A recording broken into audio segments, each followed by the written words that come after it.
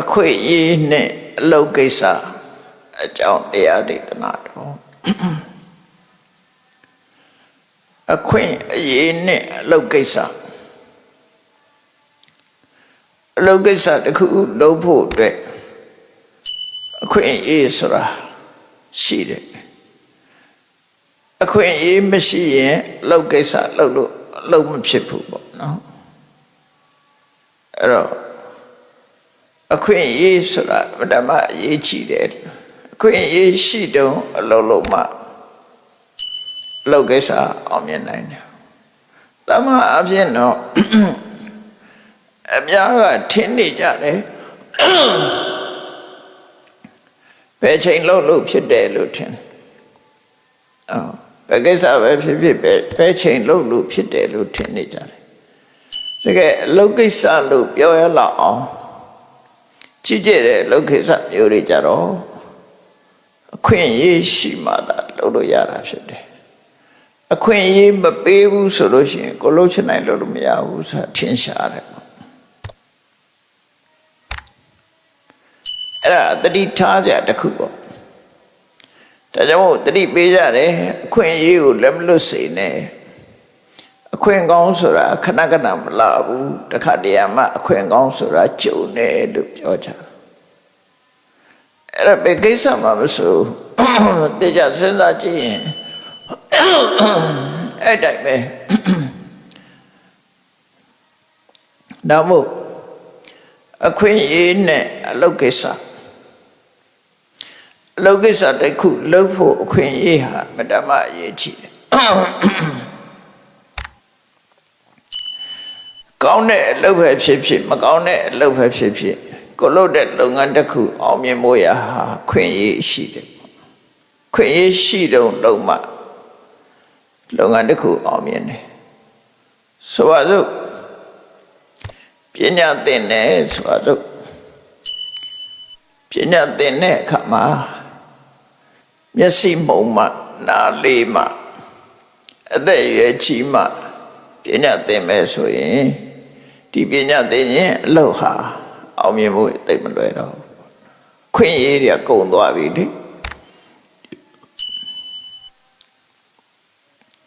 စီးပွားရှာတယ်ဆိုတာလည်းပဲထို့တူပဲ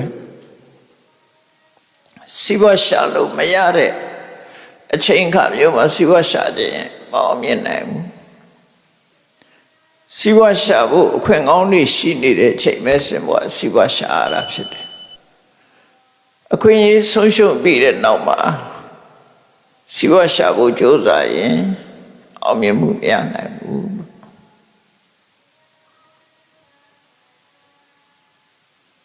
တရားအထုတ်တာသိပဲနဲ့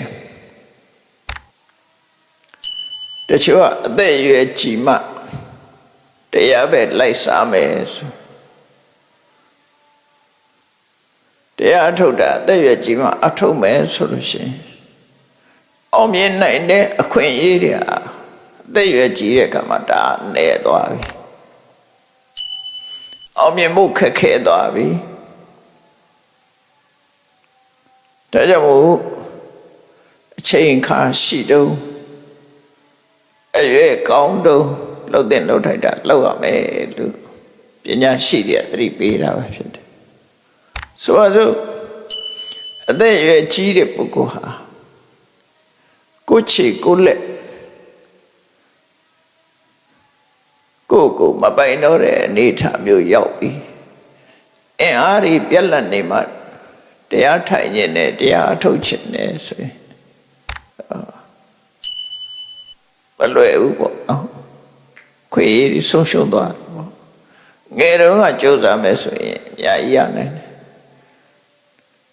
အဲ့တော့ဒါနဲ့ပတ်သက်ပြီးတော့စဉ်းစားဉာဏ်ရှိတဲ့ပုဂ္ဂိုလ်တွေကတော့ငယ်တုန်းရွယ်တုန်းမှာစီးပွားရှာတယ်ငယ်တုန်းရွယ်တုန်းမှာပဲတရားရှာကြတယ်ကြီးသွားမှဆိုရင်အခွင့်အရေးမျိုးစုံဟာဆုံးရှုံးသွားတယ်အခွင့်အရေးဆိုမရတော့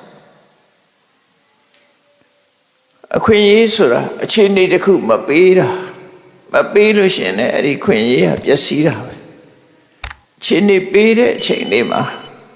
ကြိုးစားအထောက်ကြရတာဖြစ်တယ် မြတ်စွာဘုရားလက်ထက်တုန်းကတာဝတိမြို့ကပါဠဆိုတဲ့တထေသားစေရုံကြောင့်သွားပြီးတော့တရားနာတယ်တရားနာတဲ့အခါမှာမြတ်စွာဘုရားကဗြဟ္မစရိယဆိုတဲ့ကျင့်စဉ်တစ်ခုအသေးစိတ်ဟောလိုက်တဲ့အခါမှာသူစိတ်ဝင်စားတယ်သူအရွယ်ရှိတုန်းဒါတွေလုံးဝငါအောင်မြင်နိုင်မှာပဲအရွယ်လွန်သွားရင်တော့အောင်မြင်မှုခက်ခဲတယ်လို့သို့တော့အရွယ်ရှိတဲ့အချိန်မှာလည်းပဲသူ့မှာတောင်းဝတရားတွေကရှိတယ်မိသားစုဘဝနေတာဆိုတော့သားတွေသမီးတွေရှိဘဥစ္စာတွေဒါတွေကိုစွန့်ရမှာဖြစ်နေဒါတွေမစွန့်လို့ရှိရင်လည်းတရားထုတ်ဖို့ဆိုတဲ့အခွင့်အရေးကကောင်းတဲ့အချိန်ကြီးကသူလွန်သွားနိုင်တော့ဟုတ်သူညီနဲ့တိုင်ပင်ဆွေးနွေးတဲ့အခါမှာသူညီကဘာပြောတော့ဆိုအကိုကြီးကငယ်ပါသေးတယ်ပေါ့အသက်ရွယ်လေးရလာပြီသားတွေသမီးတွေကြီးပြီဆိုမှတရားထုတ်တာကောင်းပါတယ်လို့ပြောတယ်နော်အဲ့တော့အသက်ရွယ်ကြီးပြီဆိုရင်တော့အခွင့်အရေးရတယ်လို့ထင်တာကိုသူကြီးကအဲ့တော့ပါဠိဆိုတဲ့တထေးကဘာပြန်ပြောတော့ဆိုငါညီတဲ့အသက်ရွယ်ကြီးသွားတဲ့ပုဂ္ဂိုလ်ဟာကိုယ့်လက်ကိုယ်ခြေကတောင်ကိုယ်စကားနားမထောင်ဘူးတဲ့ဟုတ်တယ်ကိုယ်စကားနားမထောင်ဘူးဆိုတာအသက်ရွယ်ကြီးတဲ့ပုဂ္ဂိုလ်တွေနားလဲတဲ့ဒါခြေတော့ကဒီဘက်လှမ်းမိမယ်လို့ဟိုဘက်ရောက်ချင်ရောက်သွားရှိန်နာရိုင်နာတွေဖြစ်လာလက်မြောက်ချင်လို့လည်းမြောက်လို့ရကြမှာရကိုလို့ချင်တာတွေလို့ဖွေရအခွင့်အရေးတွေနဲ့ကိုသူပြောတဲ့စကားလေးကအခွင့်အရေးရှိတော့လို့ရမယ်ဆိုတဲ့အထိပ္ပယ်လေးသူပြောတဲ့စကားလေးအမှတ်သားစရာကောင်းတယ်စရာစစ္စရိတာဟွန်တိစရာတရားကြောင့်အိုမင်းရင်းရော်ပြီးအသက်ရွယ်ကြီးသွားတဲ့ပုဂ္ဂိုလ်တယောက်ဟာတဲ့ဟထပါဒအနတ္တဝါသူ့လက်သူ့ခြေရတော့သူ့စကားနားမထောင်ဘူးတဲ့သာသမီတွေမပြောနဲ့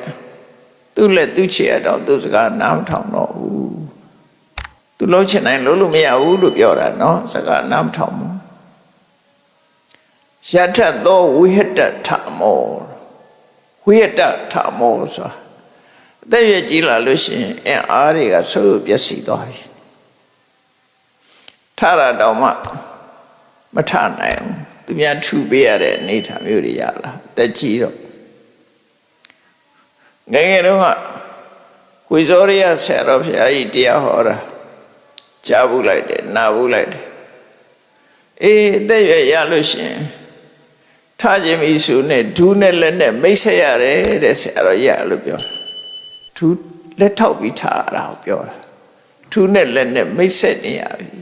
ဒီတိုင်းမထားနိုင်တော့ဘူးငယ်တော့ကတော့ဖြတ်ခနဲ့ဆိုထားလို့ရတက်ကြည့်ပြီဆိုတော့လို့မရတော့ဘူးအဲ့ဒါကိုပြောတာယတ္တသောဝိဟတထမောဓမ္မဆိုတဲ့စွမ်းအားတွေကပျက်စီးကုန်ပြီအဲ့ဒီလိုခြေနေဆိုးနေတဲ့အချိန်မှာကထန္ဓမ္မံစရိတတိဘယ်လိုနီးနဲ့မင်းတရားအထုတ်မှာတော့ကိုခြေကိုလက်ကတောင်းကိုစကားနားထောင်မှုအားတွေမရှိတော့ဘူးဆိုမှဘလို့လုပ်ပြီးတရားထုတ်မှာလဲကြိုးစားမှရနိုင်တဲ့အရာတစ်ခုဟာအခွင့်အရေးတွေဆုံးရှုံးနေပြီလို့ဒါသိတာမြင်တာတဲ့အခွင့်အရေးပဲဒါကအသက်ရွယ်ကြည်ပြီးတရားထုတ်လို့ဖြစ်ကောင်းဖြစ်နိုင်သေးတယ်နော်ဖြစ်နိုင်သေးတယ်ဘယ်မှမထုတ်ပဲနဲ့ဟိုတရားထုတ်မယ်ဆိုလို့ရှိရင်ရနိုင်သေးတယ်လို့ပြောရအောင်မဖြစ်နိုင်လောက်အောင်အခွင့်အရေးဆုံးရှုံးနေတာမျိုးတွေရှိသေးတယ်ကိုလို့ချင်တဲ့လုပ်ငန်းတစ်ခုလုပ်လို့မရလောက်အောင်အခွင့်အရေးဆုံးရှုံးသွားတယ်အဲ့ဒါနဲ့ပတ်သက်ပြီးတော့တ တရားထုတ်ဖို့ကောင်းတဲ့လုပ်တွေလုပ်ဖို့အခွင့်အရေးတွေကဘယ်ချိန်မှဆုံးရှုံးသွားတဲ့တုံးဆိုတဲ့အခါအိုမင်းတဲ့အခါမှလည်းဆုံးရှုံးသွားတယ်စီးပွားရှာဖို့အတွက်အသက်ရွယ်ကြီးလာပြီဆိုရင်လည်းဆုံးရှုံးတယ်နေမကောင်းထိုင်မသာဖြစ်နေမှလှုပ်ချင်လို့ရှိရင်လည်းဆုံးယုံသွားတယ်အခွင့်အရေးမရှိတော့နော်အခွင့်အရေးတွေဆုံးရှုံးတယ်တိုင်းပြည်ကပယုတ်ပရဲ့ငြိမ်းချမ်းမှုတွေဆုံးရှုံးပြီးတော့စစ်ဖြစ်နေတဲ့နိုင်ငံတစ်ခုကတရားထုတ်ဖို့ဆိုဆုံးရှုံးသွားစီးပွားရှာဖို့ဆိုလည်းဆုံးရှုံးပညာသင်ဖို့ဆိုလည်းဆုံးရှုံးတယ်ဒါမြတ်စွာဘုရားဟောတဲ့တရားတွေထဲမှာနောက်မိုးခေါင်ရေရှားလို့အစာရေစာရှားပါနေတဲ့ခေတ်ခါမျိုးဆိုလို့ရှိရင်လည်းတရားထုတ်ဖို့ရှင်ခဲရနေတရားထုတ်ဖို့ရအခွင့်မရှိတဲ့နေရာတွေဆိုပြီးတော့အတ္တမေယ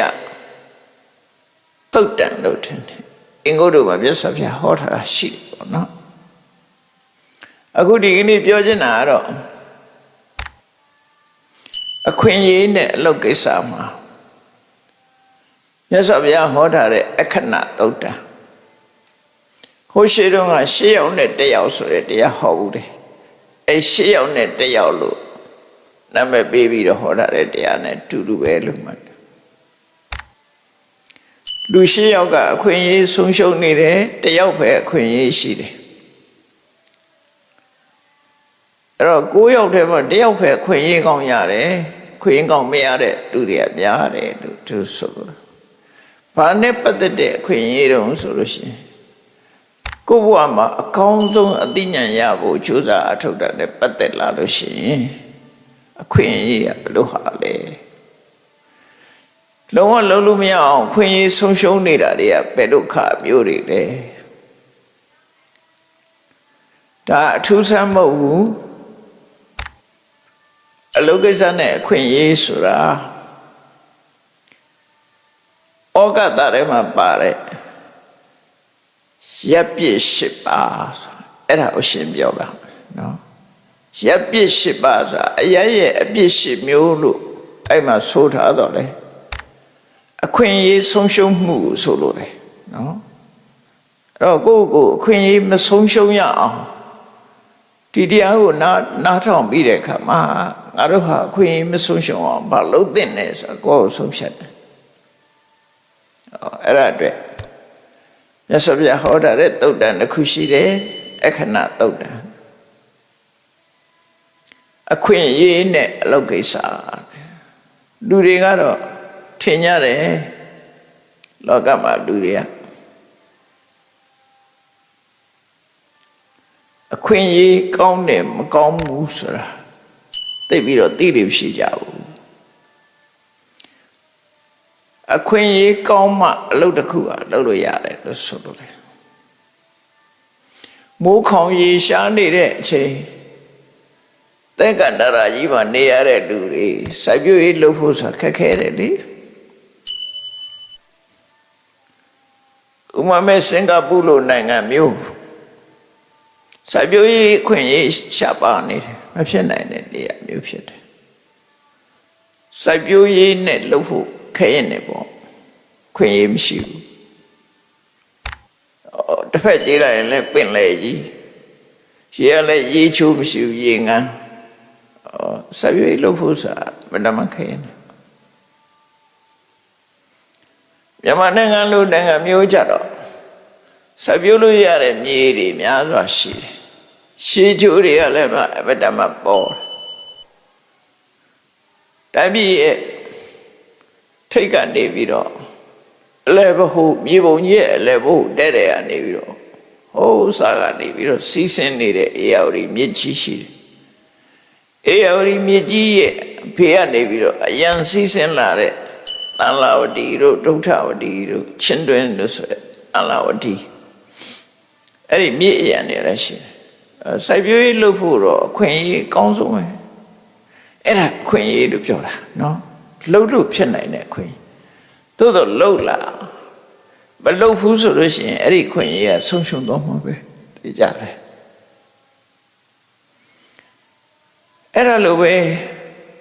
တန်တရားကလွတ်ဖို့သို့မဟုတ်ကိုယ်ဘဝတိုးတက်မြင့်မာဖို့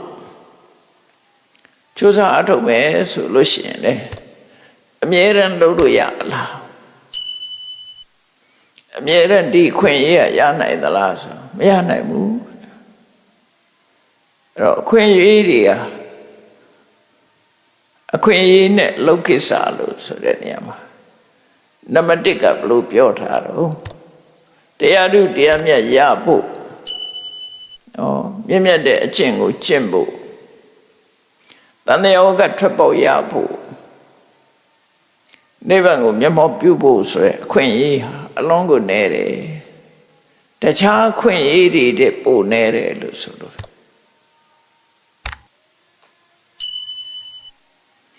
ဆိုပါစို့လောကမှာတရားဓုတရားမြတ်ကိုကျင့်တရားကိုအမှန်ကန်ဟောပြောနိုင်တဲ့ဖရာပွင့်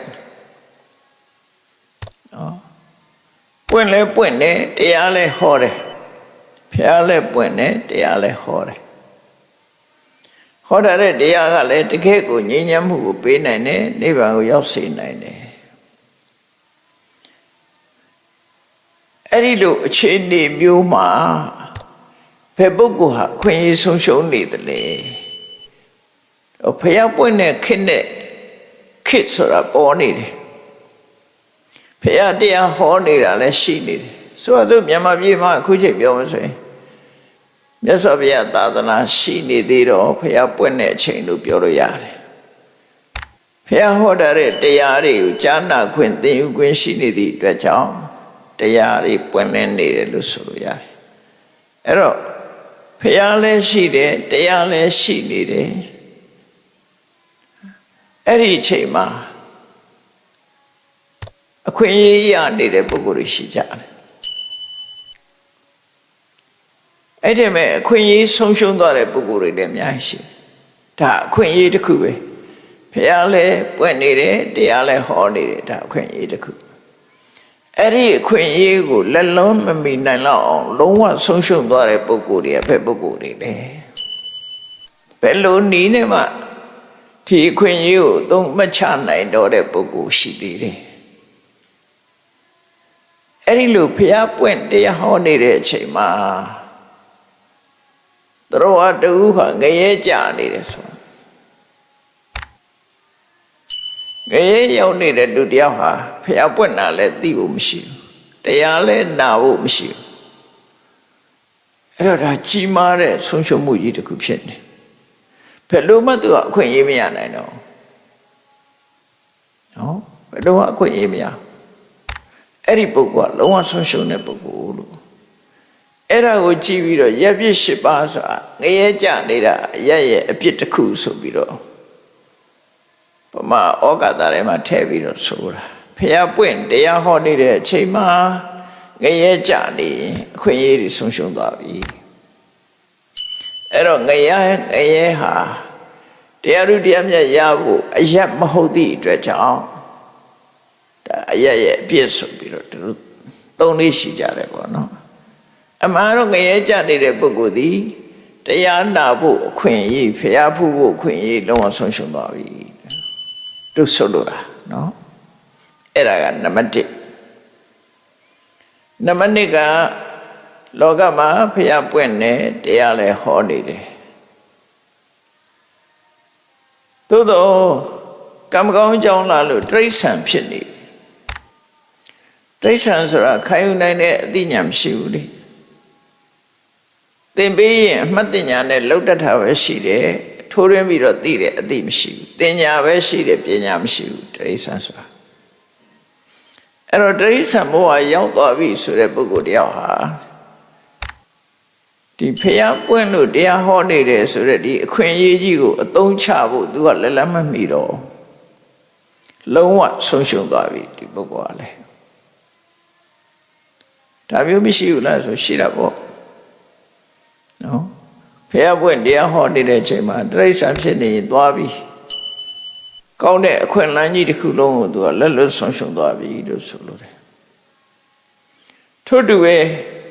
ဖျားပွင့်တရားဟောနေတဲ့အချိန်မှာလူတယောက်ဟာပြိတ္တဘဝရောက်နေပြိတ္တဘဝဆိုတာစားရမယ်တော့မယ် အမြဲတမ်းဆာလောင်မွတ်သိပ်ပြီးအစာအာဟာရရှာဖွေပြီးဒုက္ခရောက်နေတဲ့ပုဂ္ဂိုလ်သူလည်းအခွင့်အရေးတစ်ခုဆုံးရှုံးသွားပြီတရားတို့ရဲ့တရားမြတ်ရဖို့ဆိုသူမှမရှိတော့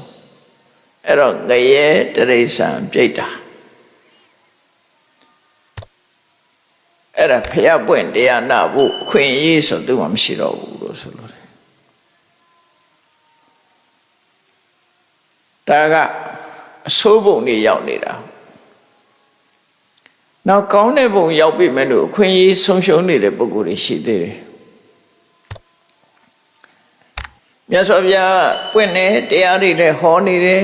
ဥမာမဲ့ဘုရားပွင့်လာတော့တပည့်စကြတရားဟောတယ်နော်အဲ့ဒီချိန်မှာ1000သောလောကစကြဝဠာကနတ်တွေပြမာတွေကဆူယုံရောက်ရှိလာပြီးတရားနာကြတယ်အဲ့ဒီမဲ့ပြမဖြစ်ပါလျက်တရားနာဖို့အခွင့်အရေးဆုံးရှုံးနေတဲ့ပုဂ္ဂိုလ်တွေရှိတယ်ဘယ်ပြမာတွေဆုံးဆိုရင်ရှုခန္ဓာတစ်မျိုးတည်းရှိတဲ့အတ္တညတတ္တပြမသက်မဲ့ပြမကြီးတွေရှုတော့ရှိတယ်သူကဓမ္မီဆိုတဲ့ယုတ်တုကြီးတွေလိုပဲအဝတ်ဆိုင်တွေမှာတွေ့တယ်မဟုတ်လားဓမ္မီဆိုယုတ်တုတွေလေသူ့ဟိုကောင်းစားလာတွေသူဝတ်ရတယ်ရတနာဆိုင်ဆိုရင်သူ့ကိုမလေးလက်ဆွဲရတနာတွေဆင်ပေးတယ်ဒါပေမဲ့သူရဲ့အဲ့ဒီရဲ့အရာသာသူခံစားရလားဆိုဘယ်ခံစားရမှာလဲသူကသိမှမသိဘူးလှပတဲ့အဝတ်ကလေးတွေသူ့ဝတ်ပေးတာသူပဲသိမလဲရှုပ်ထုရှုပ်ပြမာတွေထဲမှာလည်းပဲအသက်မဲ့ပြီးတော့အသက်မဲ့အသိစိတ်ကင်းမဲ့နေတဲ့ရှုခန္ဓာတစ်မျိုးတည်းသာရှိတယ်အသိဉာဏ်ပြမာဆိုရှင်သူရဲ့လွယ်မားတဲ့အယူဝါဒကြောင့်အဲ့ဒီဘဝရောက်တာ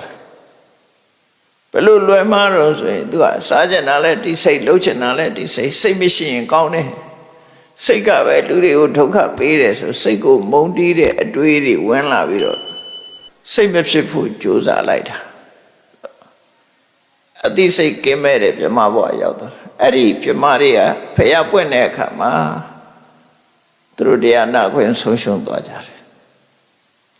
နောက်တစ်ခုကတော့တရားနာဖို့ဖျားနဲ့တွေ့ဖို့ဆိုတာမျက်စိနဲ့နားရှိရမှာအဲ့ဒီမဲ့အရူပပြမလို့ခေါ်တဲ့ပြမကြီးတွေကတတန်းရှည်တော်လည်းပဲသူတို့မှကြားနိုင်တဲ့နာမပါဘူးသူတို့ကြတော့ရှုခန္ဓာမဲ့နေတဲ့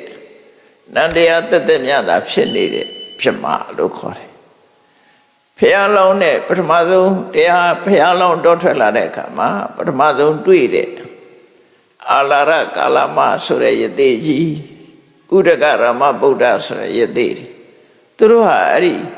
ရှုခန္ဓာမဲ့တဲ့ပြမဘုံတွေကိုရောက်နေကြပြီဒါမို့မြတ်စွာဘုရားပွင့်တဲ့အချိန်မှာဘုသူတရားဟောရရင်ကောင်းမလဲလို့ကျင်လိုက်တော့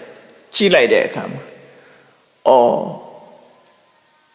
အလာရကာလမှာတော့အသိဉာဏ်ထက်တယ်ဥဒကရမဗုဒ္ဓတို့အသိဉာဏ်ထက်တယ်ငါသိတဲ့တရားကိုရှင်းပြလိုက်ရင်သူတို့သဘောပေါက်သွားမှာပဲလို့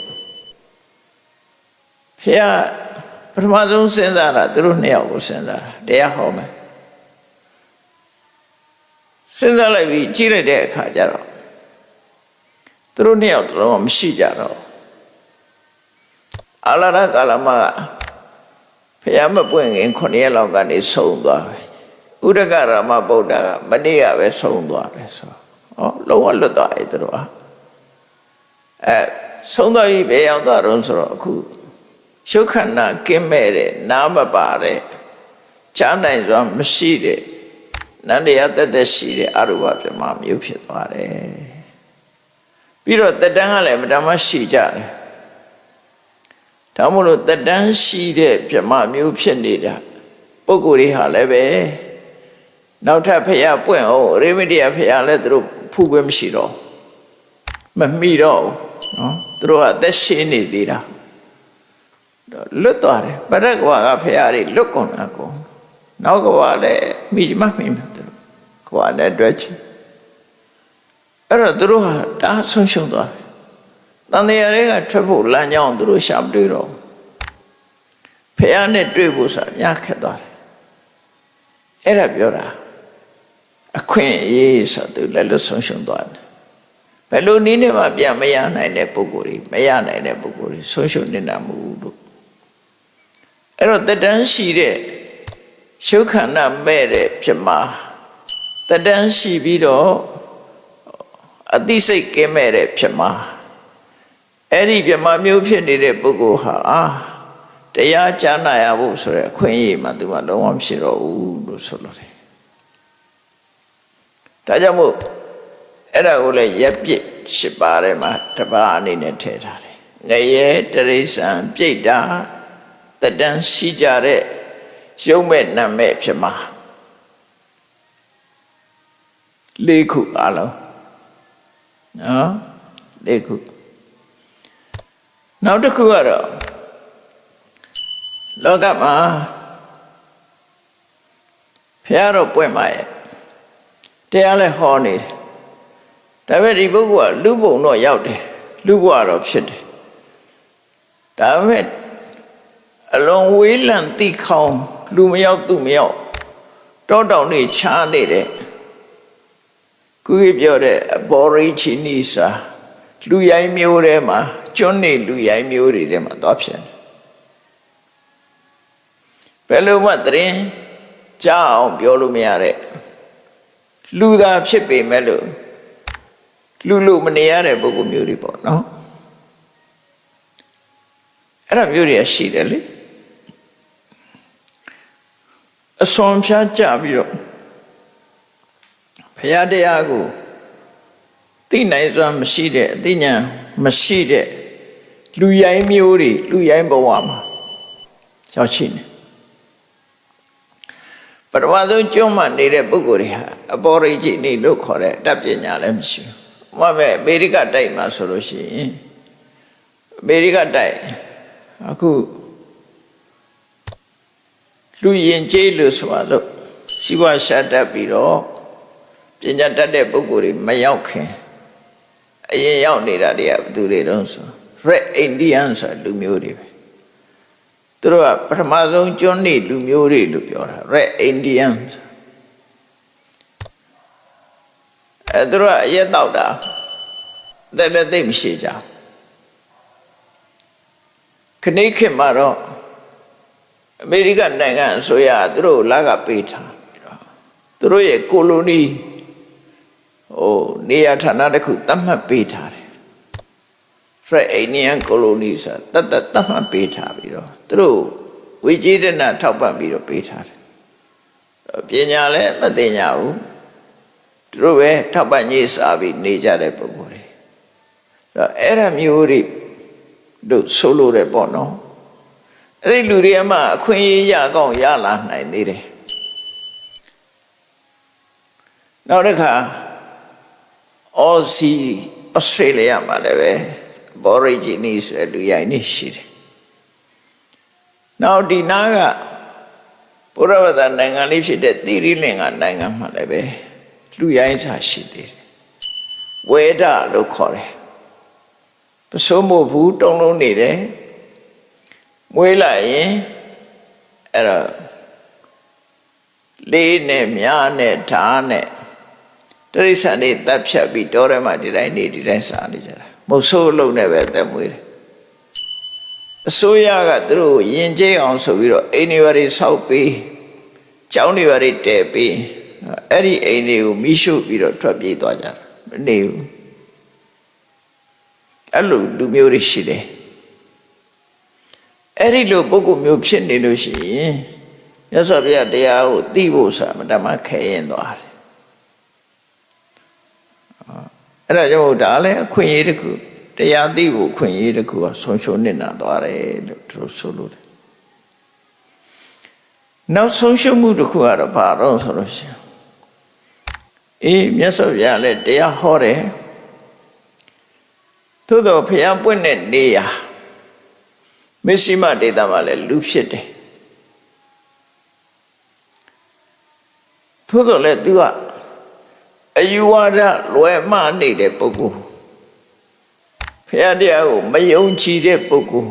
အယူဝါဒလွယ်မှားနေတဲ့ပုဂ္ဂိုလ်မျိုးဖြစ်နေ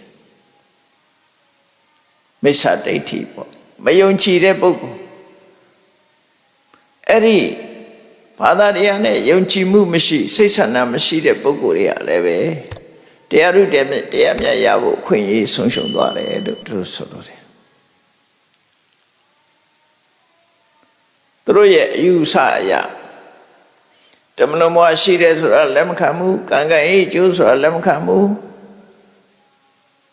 ဘာသာတရားထွန်းကားတဲ့နေရာမှာတောင်အဲ့လိုပုဂ္ဂိုလ်တွေရှိတယ်လေရှိတယ်အဲ့ဒီဟာတွေလည်းအခွင့်အရေးဆုံးရှုံးနေတဲ့ပုဂ္ဂိုလ်တွေလို့သူတို့ဆိုလို့တယ်တရားကျင့်မှုဆိုတာစိတ်တောင်မပါဘူးအခွင့်အရေးကြီးတော့ရှိတယ်အသုံးမချဘူးအဲ့ပုဂ္ဂိုလ်တွေစိတ်မဝင်စားဘူးအဲ့ဒါမှထည့်သွင်းလိုက်လို့ရှိရင်အစ္ဆန္တိကဘုန်းကြီးတို့တွေတန်တရားကလွတ်ဖို့နိဗ္ဗာန်ရဖို့ကျင့်စိတ်မရှိဘူးဆိုရင်လည်းဒီခွင့်ရဆုံးရှုံးတဲ့ပုဂ္ဂိုလ်တွေမှာပါတယ်တရားဥတရားမြတ်ရဖို့မဖြစ်နိုင်စိတ်ဆန္ဒရှိမှဖြစ်နိုင်တယ်ပေါ့ဒါကြောင့်မို့ဒီထဲမှာခွင့်ရဆုံးရှုံးတဲ့ပုဂ္ဂိုလ်မျိုးတွေမှာပါသွားနိုင်တယ်ပေါ့နော်နောက်တစ်ခုကတော့ဖျားပွင့်လို့တရားဟောပြီးဖျားနဲ့အနိကဆုံးဒေသမှာလူဖြစ်ပါတော့လဲပဲသူဟာ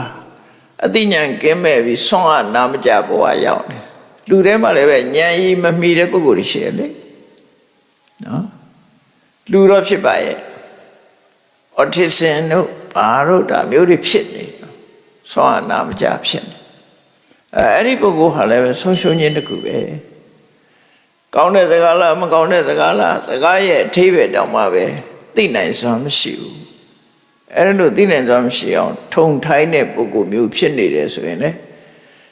ဖះပွင့်တာတရားဟောတာသူတွေဘာမှသုံးမကြဘူးဥပမာဘာနဲ့တူလို့ဆိုမျက်စိကန်းနေတဲ့ပုဂ္ဂိုလ်တယောက်ဟာအလင်းရောက်ဟာအဖို့မှမတန်းမျက်စိရှိတဲ့ပုဂ္ဂိုလ်သာအလင်းရောက်ကတန်မိုးရှိတာလေသူ့ဖို့ကတော့လျှက်စစ်မိလားမလားဘာမှမထူးမမြင်ရဘူးဟောမျက်စိနှလုံးကွဲနေတဲ့ပုဂ္ဂိုလ်ကမိလာခြင်းမလားခြင်းသူ့မှာဘာမှအကျိုးရှိမှာမဟုတ်အလင်းရောင်အတွက်သူကဘာမှသုံးချနိုင်မှာမဟုတ်ဘူးလေအဲ့ဒါမျိုးဖြစ်နေဒါလည်းဆုံးရှုံးမှုတစ်ခုပဲလို့ဆိုလို့တယ်နောက်တစ်ခုကတော့ဒီလူကတော့ဘဝမှာလူရင်ကြီးအတိုင်းဝိုင်းထဲမှာလူဖြစ်တယ်လူရင်ကြီးအတိုင်းဝိုင်းထဲမှာလူဖြစ်တယ်အသိဉာဏ်တွေထက်မြက်တယ်အိုင်ကျူမြင့်တယ်ဤကျူမြင့်တယ်လူထဲမှာထက်မြက်ရှိတယ်အဲ့လိုရှိတော့လည်းပဲဖះမပွင့်ဘူးတရားလည်းမဟောဘူးဆိုရင်သူဘယ်လိုလုပ်ပြီးတော့နိဗ္ဗာန်အကြောင်းတရားကိုလုပ်လို့ရမှာမသိဘူးလက်လှမ်းမမီတော့အဲ့ဒီပုဂ္ဂိုလ်လည်းဆုံးရှုံးမှုပဲလို့သူတို့ဆိုလို့တယ်သူကြတော့အရရဲ့အပြစ်မဟုတ်ဘူးသူကအခွင့်အရေးရှိရတဲ့အခွင့်အရေးမရခေါ်မဲ့သူမရှိဘူးတရားမထွန်းကားဘူးသူရဲ့အသိဉာဏ်တွေရှိနေတော့လည်းပဲမြတ်စွာဘုရားဟောတဲ့တရားကိုသူဟာမကြားနာရဘူးသူတို့ဆိုလို့လည်းပေါ့နော်ဖះမပွင့်တာဖះမပွင့်လို့ရှိရင်မြတ်စွာဘုရားဟောတဲ့တရားမျိုးဆိုတဲ့အသိပညာမထွန်းကားဘူးလို့ဆိုပါစို့ခုခေတ်တောင်မှကြည့်ပါလား IT ပညာရက်တွေမထွန်းကားခင်နဲ့အခုထွန်းကားတဲ့ခေတ်မကွာပေဘူးလားဒါလောကီတောင်မှပဲဟိုရင်တော့တယ်လီဖုန်းဆက်ဖို့ဆိုတာကျိုးဖုန်းလေးကိုဝေးကြီးသွားရှာပြီးတော့ဆက်ရတယ်လေလှည့်ရတာပတ်လေးတော့ခုတိုင်းလူတိုင်းဖုန်းကိုစီနဲ့ဆက်သွယ်ရေးဘလောက်ကောင်းလဲတော့ဟိုဗမာပြည်မှာဖုန်းမရှိခင်ကအခြေအနေမျိုးကိုကြည့်လိုက်ဖုန်းရှိတယ်ဘာမှမကြသေးဘူးနော်ဖုန်းတို့တက်တာမှာအဲ့ဒီအတွင်းမှာဖုန်းမရှိတဲ့ဘဝလည်းနေကြရတယ်ကျိုးဖုန်းရှိတဲ့ဘဝလည်းနေကြရတယ်အခုကဆက်သွယ်ရေးကောင်းလာတဲ့အခြေအနေမျိုးလည်းတွေ့ရတယ်နိုင်ရှင်သာကြည့်ပြီးတော့အများကြီးကွာခြားတယ်လေအဲ့တော့လောကမှာပညာရဲ့တစ်ခုနဲ့ အသုံးဆောင်ပစ္စည်းတွေဆိုတာတစ်ခေတ်နဲ့တစ်ခေတ်တူမှမတူတာကွဲပြားခြားနားတာအဲ့တော့ IT နည်းပညာတွေမထွန်းကားခင်ခေတ်ကပုံစံမျိုးဟာဒါစိတ်ကူးရင်ပဲဖြစ်တော့မှာငယ်ငယ်တော့ကြားဘူးတယ်ဖုံးပြောတာတယောက်မျက်နှာကြည့်ပြီးပြောလို့ရတယ်လို့ကြားဘူးယုံကြားဘူးတာအဲ့ဒါပေါ်နေပြီဗမာပြည်မရောက်သေးဘူးခဏခေတ်တော့ကိုယ်ကိုယ်တိုင်ပြောလို့ရတယ်နော်ကိုယ်ကိုယ်တိုင်ဗီဒီယိုကောနဲ့ခေါ်လို့ရနေပြီနိခဏခေတ်ကြတာဟိုတော့ကတော့စိတ်ကူးရင်လည်းလို့ပဲထင်ရတာအဲ့တော့ခေတ်ခေတ်စားလို့ပညာရတွေကလည်းတိုးတက်လာတာအဲ့တော့လောကမှာအခွင့်အရေးဆိုတာရှားတာရှိတယ်ဆုံးရှုံးတာရှိတယ်ဆုံးရှုံးနေဘာမှလုပ်လို့မရဘူးဒါတရားဘက်ကပြောတာအခုပြောတဲ့ဟာတွေကတရားဘက်ကပြောတာတခြားဘက်ကလည်းဆုံးရှုံးနေတာတွေအများကြီးပဲ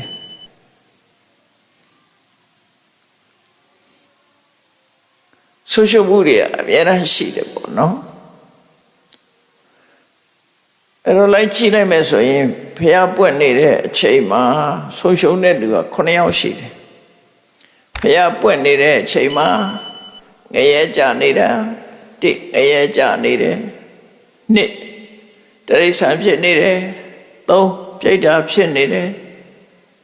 4တတန်းရှိတဲ့သက်မဲ့ယုံမဲ့ဖြစ်မှာဖြစ်နေတယ်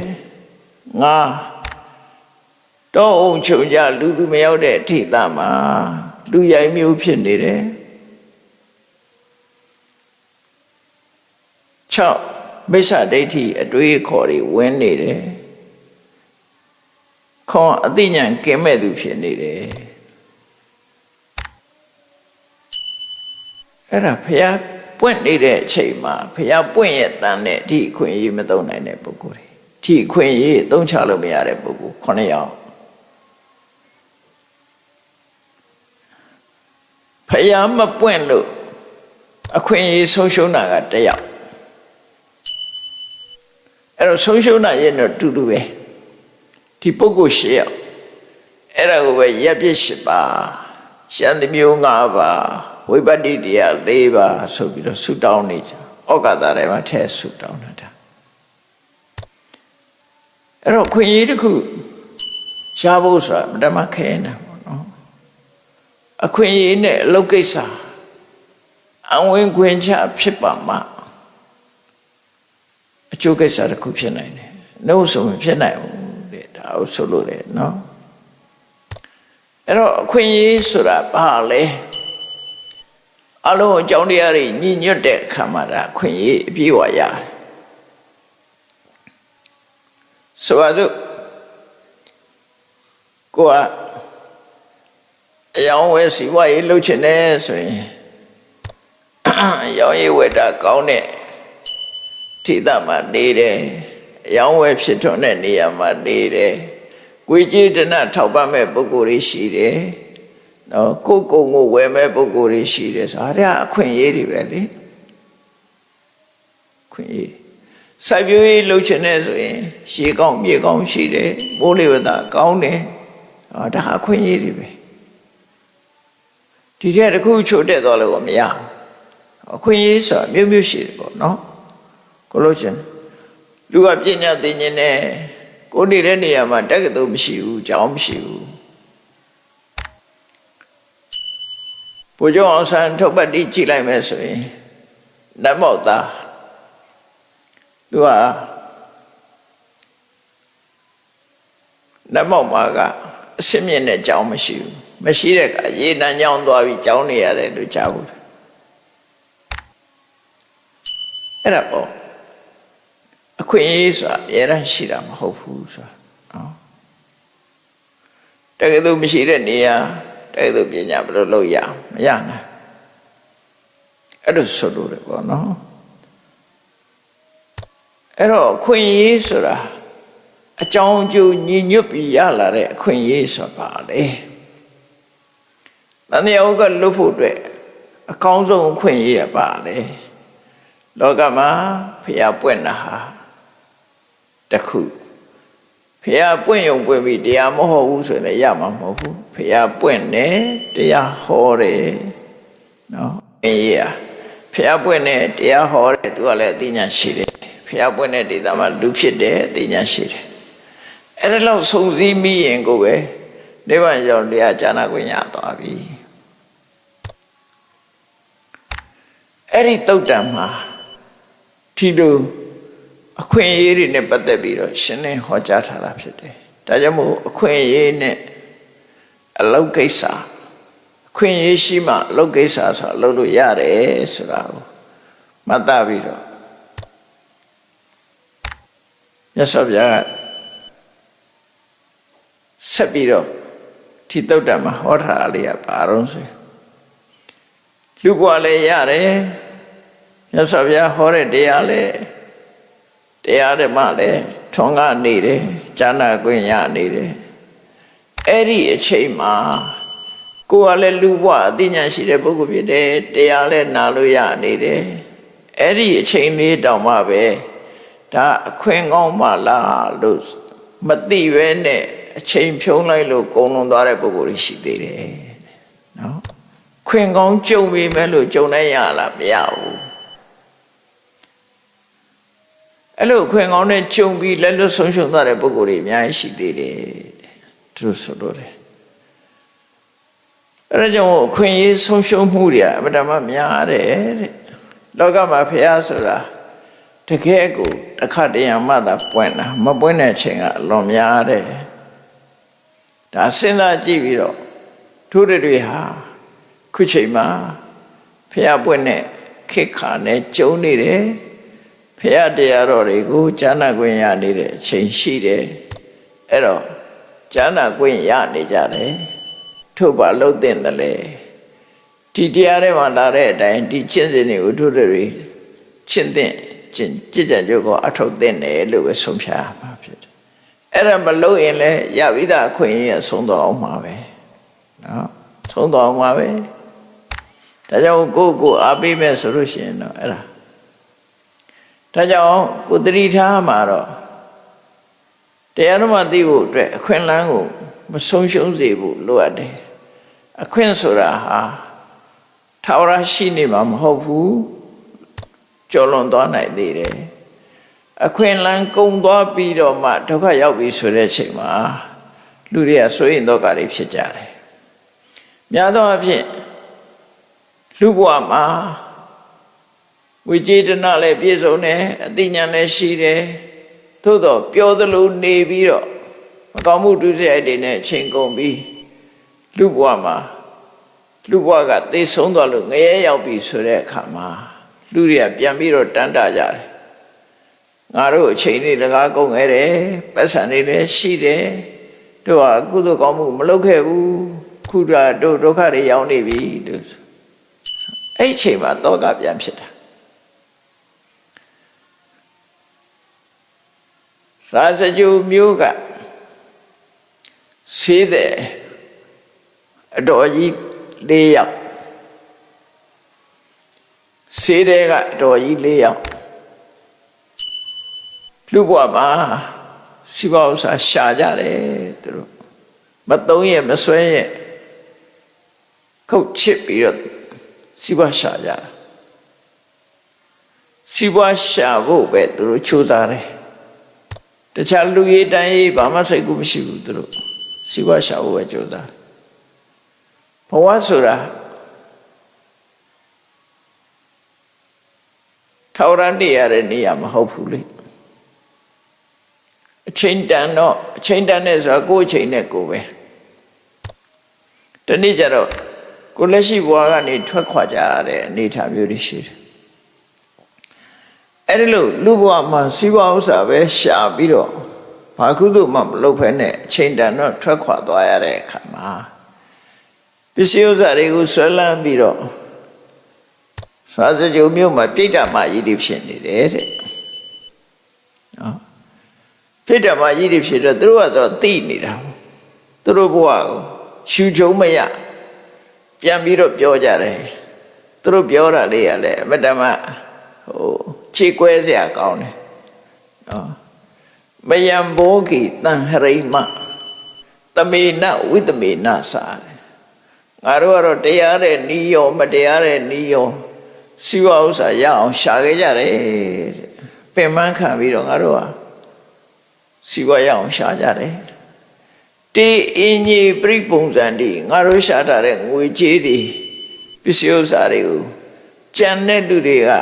အသုံးချပြီးတော့ပျော်ပျော်ပါပါနေကြတယ်ငါတို့ကြတော့ဒုက္ခပဲဒီဘဝမှာငါတို့ကတော့ဒုက္ခခံနေရတယ်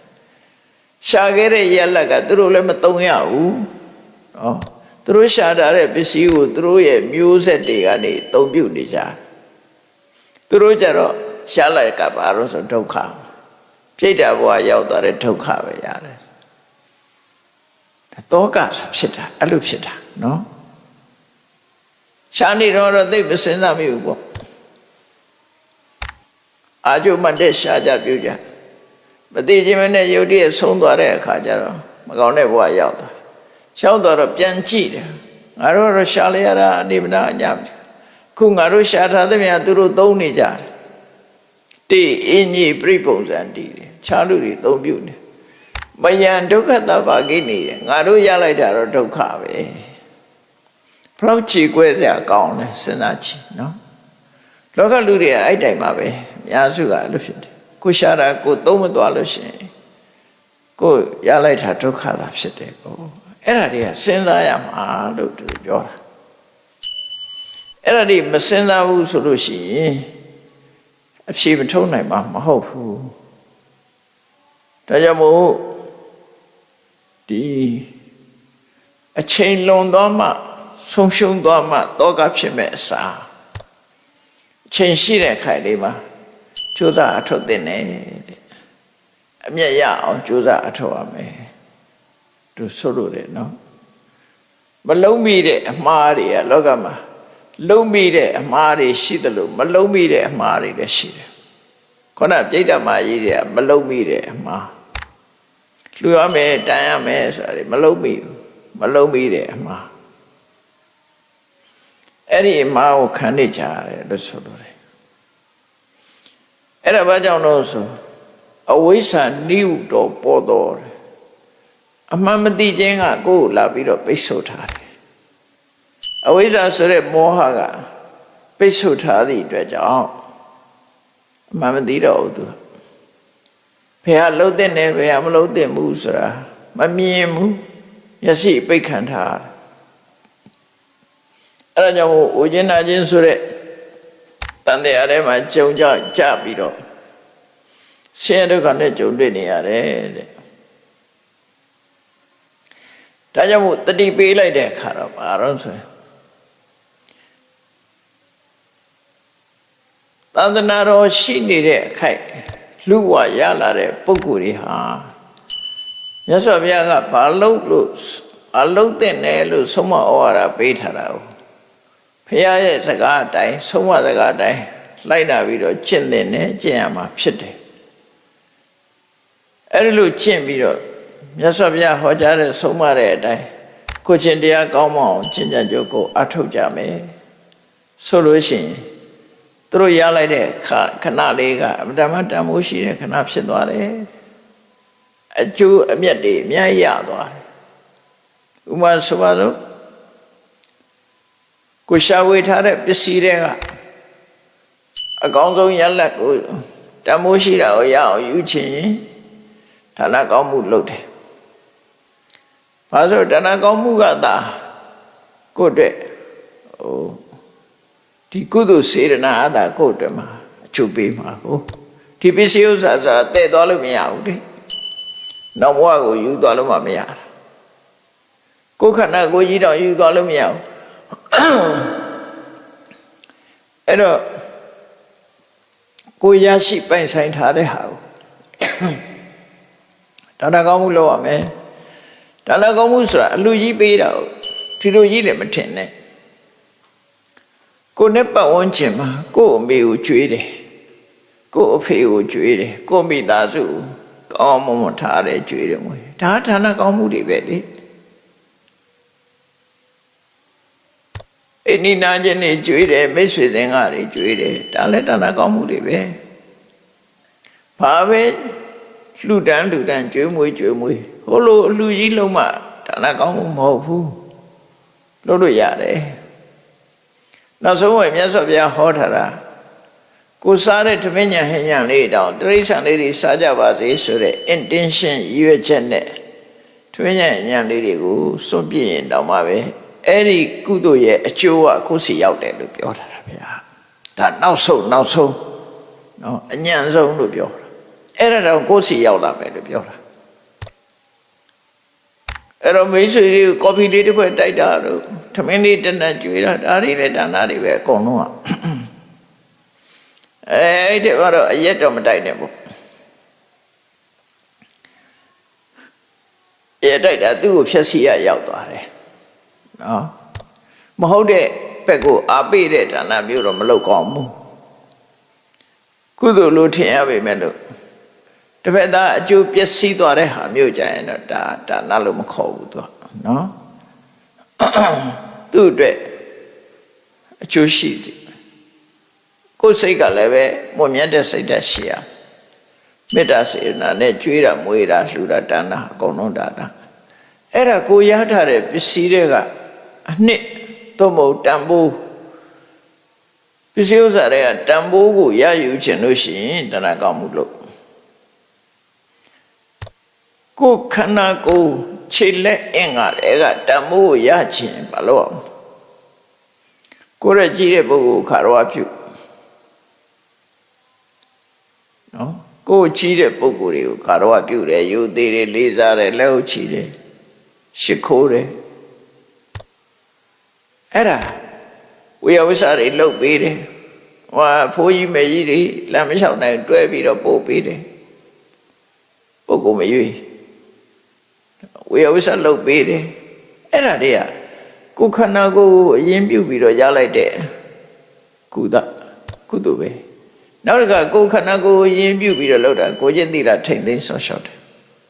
ဥပုသ်တရင်ဆောင်ရှောက်တယ်ဥပုသ်သီလဥပုသ်ဆောင်တယ်ဒါတွေဟာကိုယ်ခန္ဓာကိုယ်အရင်နှီးပြုပြီးတော့ရတဲ့တန်ဖိုးတွေပဲဖြစ်တယ်အသက်ရှင်နေတဲ့ဘဝမှာရနိုင်တဲ့တန်ဖိုးကတော့လောကကြီးဟာဘယ်ရမှမမြဲဘူးအလုံးဟာတခဏသာဖြစ်တယ်ထာဝရဆိုတာမရှိဘူးလို့တစ်ချိန်ကျရင်လောကကြီးဟာအလုံးထွက်ခွာသွားမယ်ဆိုတဲ့ဒီအသိစိတ်တက်လေဝိပဿနာတရားပွားများအထောက်တာကတော့အသက်ရှင်နေတာရဲ့တန်ဖိုးလို့ပြောတာအသက်ရှင်နေတဲ့အချိန်မှာတန်ဖိုးရအောင်ယူဖို့ရတော့မမြဲဘူးဆိုတာကိုသိဖို့လိုတယ်ဘာလို့လဲဆိုအသက်မရှိတော့ဘူးဆိုရင်ဒီတန်ဖိုးမရနိုင်ဘူးတော့ဘူးလေဒါကြောင့်အသက်ထင်ရှားရှိနေတော့တန်ဖိုးရအောင်ယူပါလို့ဒီလိုပြောတာနော်ဒါကြောင့်အခုလိုခွင့်ရေးကောင်းရရှိနေတဲ့အချိန်မှာမြတ်စွာဘုရားရဲ့အဆုံးအမတိုင်းလိုက်နာကျင့်သုံးကြရမယ်တဲ့ဟောထားတဲ့အတိုင်းလိုက်နာကျင့်သုံးပြီးကိုယ့်ရဲ့ကိလေသာတွေမပယ်ရသေးတဲ့အနုတ္တယဆိုမပယ်ရသေးတဲ့ကိလေသာကိုပြောတာနော်သို့တော့အနုတ္တယ9ပါးဆိုတသက်ဟောတာကိလေသာအလုံးကိုအနုတ္တယလို့တော့မပြောဘူးဒါကတော့မြတ်စွာဘုရားရဲ့ရှိရချက်နဲ့ဟောတာမို့ဆိုလိုတာကမပယ်ရသေးတာမှန်သမျှမပယ်ရသေးတဲ့ခိရိတာကိုအနုတ္တယလို့ခေါ်တာအနုရူပံကာရဏလဘိတဝဥပ္ပစ္စတိတင်းရတဲ့အကြောင်းတစ်ခု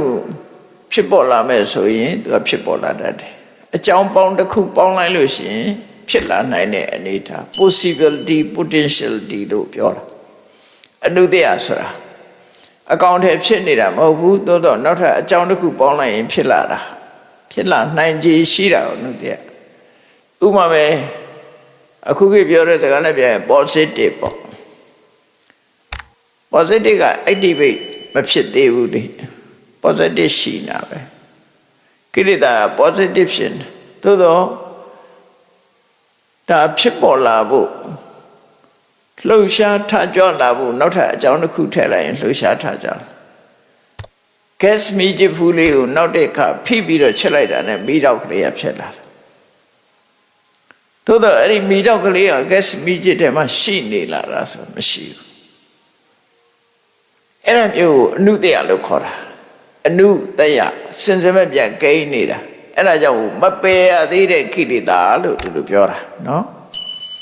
ကိုယ်ရင်ထဲမှာရှိနေမပယ်ရသေးတဲ့ကိလေသာသည်အကြောင်းတစ်စုံတစ်ခုရှိလာလို့ရှိရင်ပေါ်လာမှာပဲသူက positive ဖြစ်နေတာကို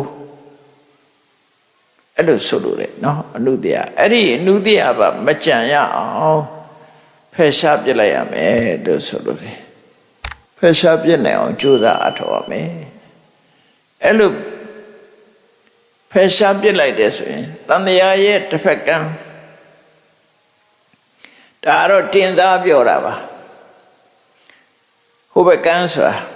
ပါရင်ကတဟိုဘက်ကံရောက်တယ်ဆိုတင်စားပြောတာဒီဘက်ကံကအန္တရာယ်တွေများတယ်ဟိုဘက်ကံကျတော့ဒီအန္တရာယ်တွေမရှိဘူးဆိုနိဗ္ဗာန်ကိုဟိုဘက်ကံတန်တရားကဒီဘက်ကံ